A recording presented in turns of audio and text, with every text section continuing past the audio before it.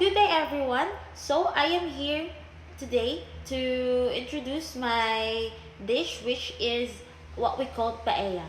But before we will start, let me introduce myself. My name is Angeli Macan and I am here today to introduce my chosen dish, which is paella. Paella is from Spain. So before we will start, and I am excited to take you on a culinary journey in the vibrant, culturally rich country of Spain. So, ang dish nga ako napili is paella. Mo na siya gitawag og paella. Paella is a traditional dish from the province of Valencia region of Spain. So, mo na siya ang picture sa paella, guys, kana.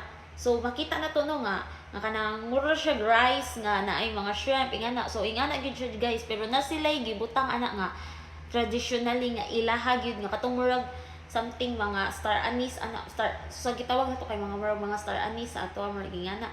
So mura siya kuan fried rice nga gibutangan og mga seafoods nga something, pero lami jud kuno na siya based sa akong na research. So paella is just a more than just paella. It's not just a more than its food, but it has a symbol of Spain diverse and colorful history, blending flavors, originating and beautiful region of Valencia. So, ang paella day, guys, kay usa siya ka a traditional dish from the province of Valencia region of Spain. So, from the word nga traditional, so sa kanid yung paella kay sikat din siya sa province of Valencia, which is traditional food ni nila dito. So mo ni siya ang mga ingredients niya, guys, yung mga procedures unsaon kana pagkasunod-sunod nga pagkaluto. So mabasa raman sad siguro. So kana mo na siya. Then lastly kay unsaon pag-serve. So kana siya igluto, guys, kay iusa mo na siya murag ikuan mo na sa katong dako nga kaha ay murag something nga sudlanan. So dako kay nga sudlanan ang kuan ana. Then kanang magkuha ra sila murag serving plate nga kanang para imuha, then magkuha ra ka something nga na ingana dila inig-serve.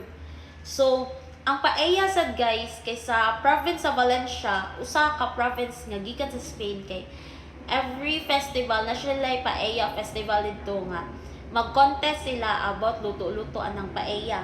So mo na siya. So as we explore the dish, we will see how each ingredients and cooking method represent the passion and artistry behind the Spanish cuisine. So, ang paella, guys, kinabilong siya sa Spanish cuisine. So, from the word Spain, so Spanish yun.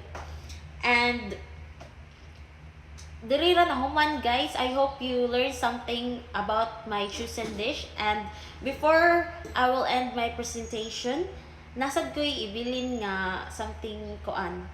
Paella, a taste of Spain where every grain or rice rich with history and flavor. And that would be all. Thank you. So hello, guys. Lastly, atong tanawon kung usaon ang saktong process o usaon ang saktong pagluto sa paella. So magpa-play ko video and I hope na may makatunan.